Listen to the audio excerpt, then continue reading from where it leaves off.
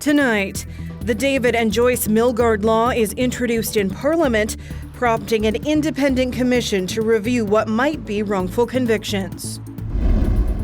Also, North Battleford and the wider community are taking an inclusive stance as the local arts centre is swarmed with hateful calls because of a drag queen bingo fundraiser. All right, Lori. Yeah. Plus, we go one-on-one in the gym with one of the local competitors from Canada's Ultimate Challenge. This is CBC Saskatchewan News.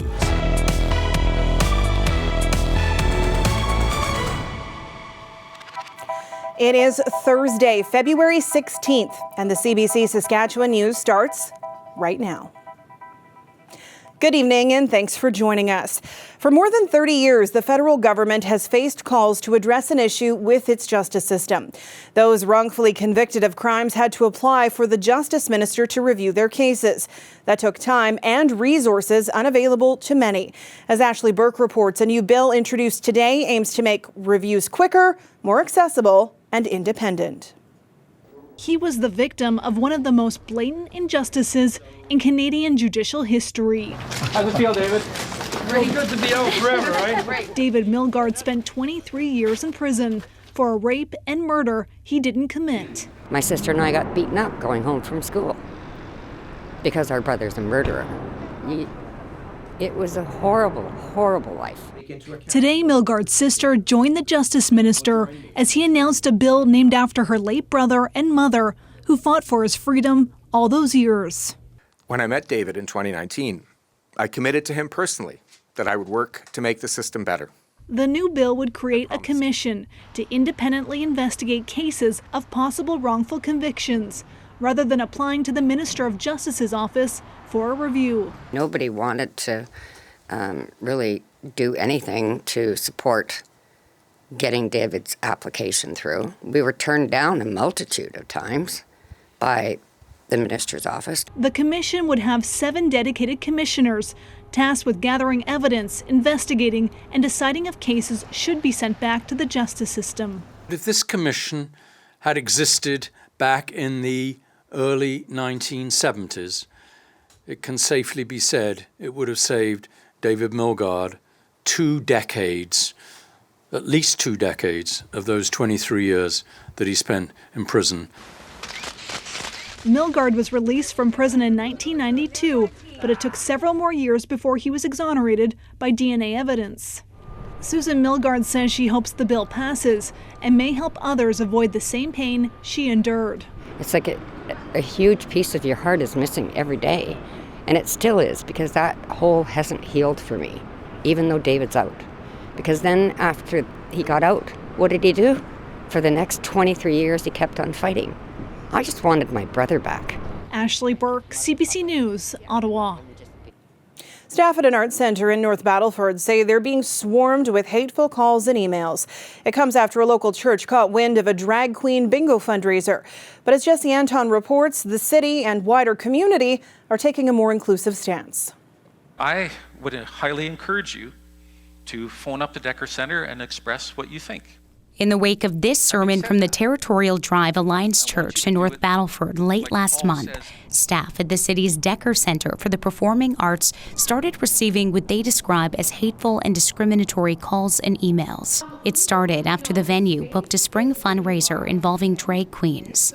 It's really disruptive to our daily operations, and it's really hurtful. The organizer of the Drag Queen Bingo says the event is raising money for the local branch of the Canadian Mental Health Association and was meant to bring people together for a good cause. It was just so sad to see a community, a really small community, have so much hate towards an event that is bettering their community. The Mental Health Association calls the backlash disheartening, adding that it supports the inclusivity. The City of North Battleford also released a statement saying it's pleased to support any events at its facilities that celebrate and promote diversity and social inclusion. Many in the wider community tell us they feel the same. I think it's a great opportunity in the community and I welcome it. Especially having a child that's queer, I think it's a good idea. I don't see why people are having an issue with it. Everybody's different and we just need to accept them, and we're not all the same. CBC Radio-Canada has reached out to the pastor of Territorial Drive Alliance Church twice for comment. In an email, he tells us he has nothing further to add to the matter. Meanwhile, Ryan Young, also known as China White, says the show will happily go on. I'm sure North Battleford has a bingo before. It's not the last time they're going to have a bingo, so I don't know the uproar about it, right? It's just men in dresses who are raising money for a local charity and laughing at ourselves while we're doing it. Young says he welcomes anyone with any negative preconceived notions of what to expect from the event to come with an open heart and mind to experience the joy for themselves.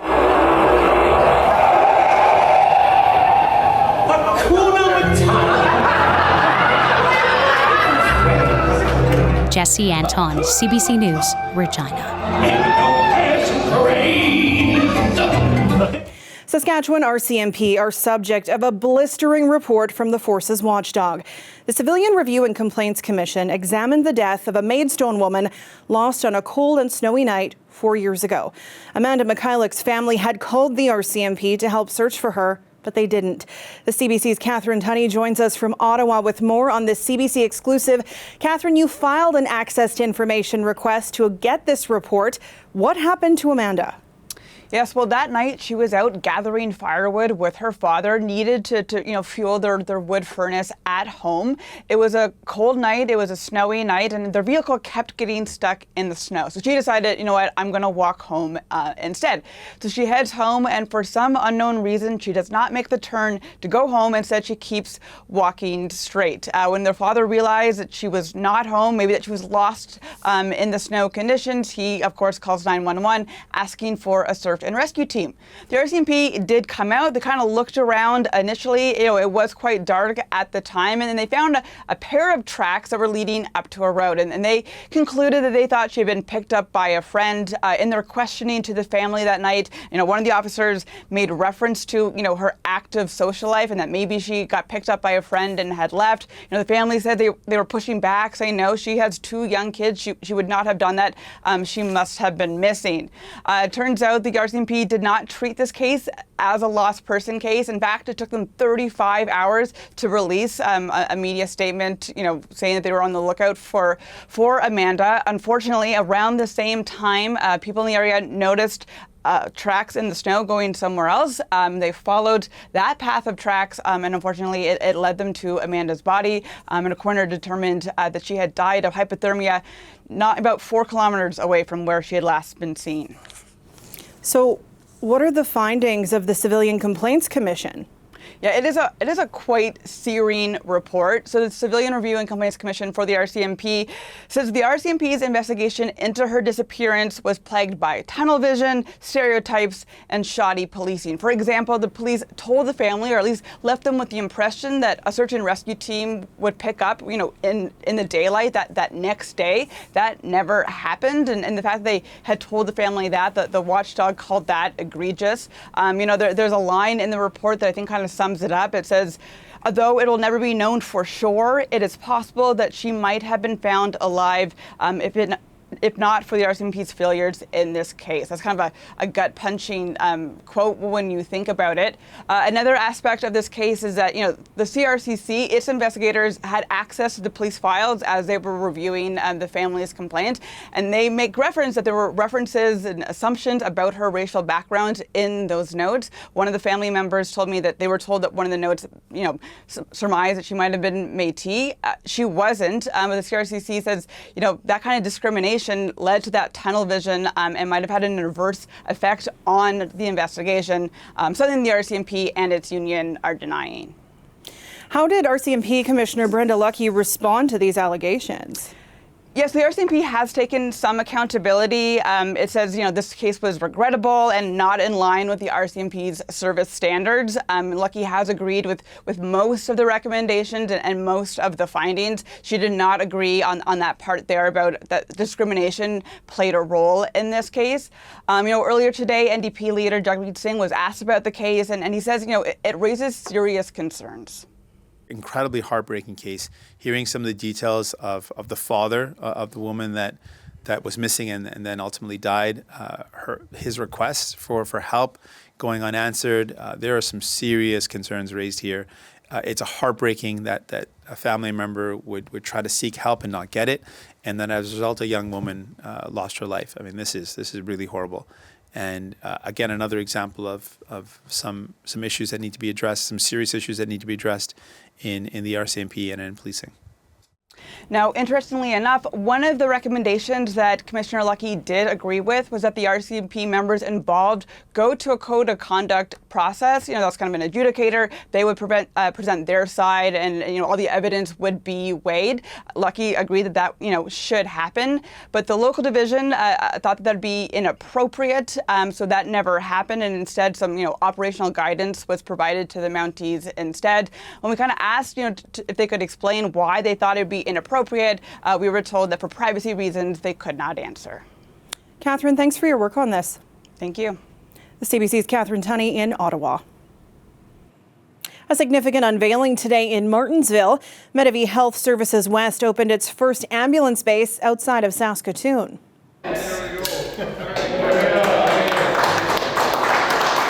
The base will serve Saskatoon North communities, improving response times in that area. Previously, an ambulance dispatch to that area from Saskatoon would take at least 12 minutes to respond, but often longer. The province announced in November of 2021 that Martensville would have a new Medavie base. The government has committed just over $1 million in annual funding to the Saskatchewan Health Authority to support it. A woman from Okonee First Nation is getting a unique opportunity to represent Canada in Tokyo. As Louise Big Eagle reports, she's one of 4 delegates of young delegates of Canada who will help come up with policy questions for G7 leaders in advance of the international summit. Heather Owach is an Nakota and Plains Cree woman from Okonee First Nations. The 27-year-old is doing her master's degree in public policy and wants to pursue international diplomacy. Owach has been selected by the Young Diplomats of Canada to attend a youth summit in Tokyo, Japan in April. They didn't have very many Indigenous representatives in the last couple of years. And after researching on the website, I don't believe that they do have any Saskatchewan representatives. So I was really, really ecstatic to know that I'll be representing both. Owach already has leadership experience. She's a member of the Young Canadians Roundtable on Health, and she's passionate about advocating for Indigenous youth. She currently works for an international organization called Indigenous Peoples' Rights International. It's based in the Philippines, but it does do global work and advocacy towards looking at helping advocate against cases of criminalization and impunity. So I do work from home here in lovely Regina, Saskatchewan, Treaty 4 territory, but a lot of my work and words help advocate across global rights all over the world.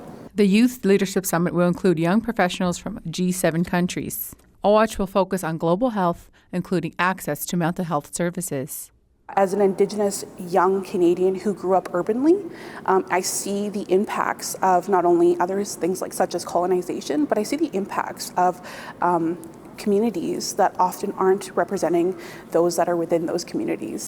Owach also hopes to share her culture in Tokyo with ribbon skirts, beaded earrings, and stories from home. In her spare time, she's a writer and has a publishing contract for a book. Storyteller at heart, but definitely someone who is really interested in seeing how I can help make that change and support that change at a high level that'll help others around me. She's excited to share that passion with other young leaders from around the world. Louise Big Eagle, CBC News, Regina.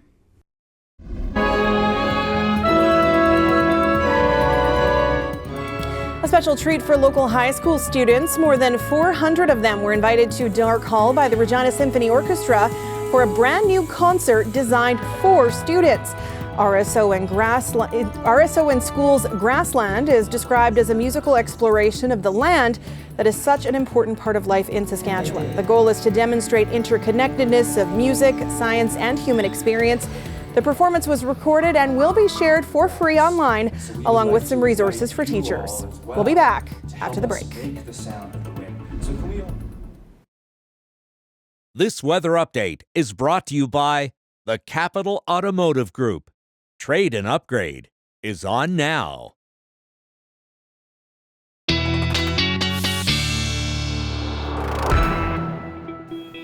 And our weather specialist, Ethan Williams, joins me now. I got a notification on my phone that there's another big temperature swing coming. Yes, in fact, it is happening right now, Sam. Through a portion of the province, we are seeing a nice warm up this afternoon. And you can see that front on that low pressure system that is basically at the Alberta-Saskatchewan border right now. Warm air basically in the western half of the province and still some pretty chilly air on the eastern side. You can really see the divide when we take a closer look at south and central Saskatchewan. Near the freezing mark in southwestern sections.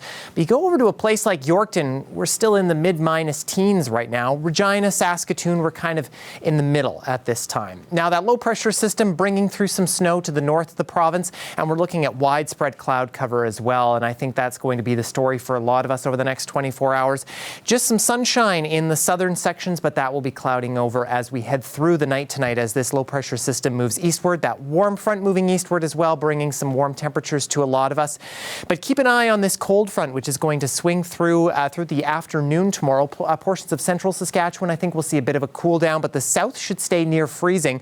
And we will see increasing cloudiness with the chance of some flurries in portions of south and central tomorrow, and even possibly some mixed precipitation, maybe even some freezing rain. Tonight, there is the possibility of freezing rain along the northern grain belt, but we will get some clearing in the north, I think, as we head into Saturday, where the south will get a few more flurries. The north really going to cool down as we get that sunshine moving in.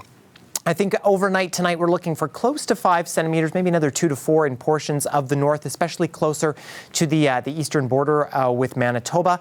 But when we wake up tomorrow morning, as I mentioned, with this warm front, we're looking at some very nice temperatures at 7 a.m. already, close to the freezing mark in the south of the province. You can see where that cold front will be at 7 o'clock, right around Prince Albert and portions of the northern grain belt. That colder air, it's basically bisecting the province in half.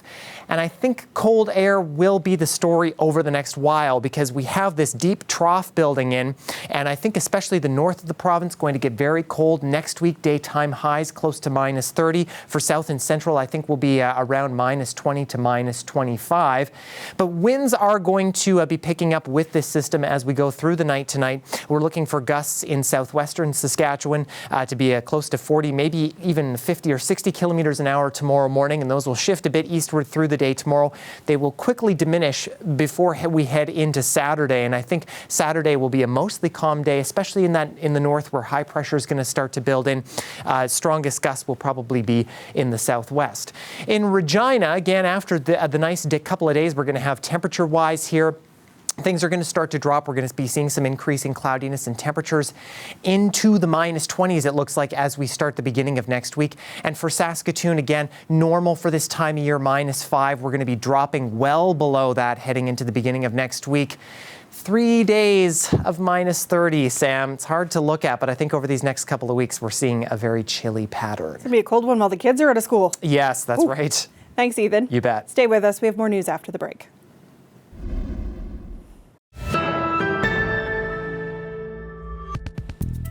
A new reality series debuting tonight on CBC turns our country into a giant obstacle course.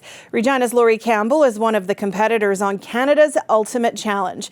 Ethan Williams caught up with her at her gym, where she's still training. There's the cache right here. They've already found their first supply cache. Initially, I was sought out on social media. Somebody had reached out to me and said, hey, you should apply for this. And I looked it up and I'm like, yeah, no, I'm 50 years old. I work in an office all day long. I'm not a competitive athlete at this point in my life. But then, I ended up going through the process and I thought, when I was young, I didn't see people like me. I didn't see Indigenous women athletes. I didn't see Two-Spirit athletes, and I still don't see Two-Spirit athletes. And so I thought, representation does matter. So I should go out there and try to do it. Reach high. There you go. Get into that attacking drive and pull. There you go. I just kept thinking that, there's no task or no challenge that I can't finish. And, I just needed to put my mind to it. And even though I was tired, I just, kept going to the best of my ability and telling myself, I will not model failure. I can do this. All right, Laurie. Yeah. And each team gets partnered up with a professional athlete to work with them. And your coach was Donovan Bailey, of course, an Olympic sprinter. What was that like getting to work with him? As one of the oldest women player, I think for me, he brought like that level of maturity, that level of patience and mental stamina. And we talked a lot about that. And if anything, it kind of like reassured and reinforced my confidence in my mental stamina and what I can do. And for people of all ages who might want to do something like this, but maybe are a little bit hesitant, what's your message to them? Movement and wellness is, it's medicine for the body, and anybody of any age will benefit from this. It will make, it helps your mental health, and it will just, help everything, I think.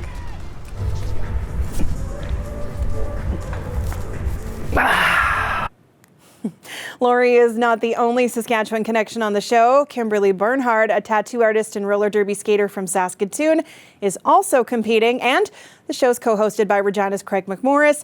The premiere of Canada's Ultimate Challenge airs tonight at 8 p.m. here on CBC Television and on CBC Gem.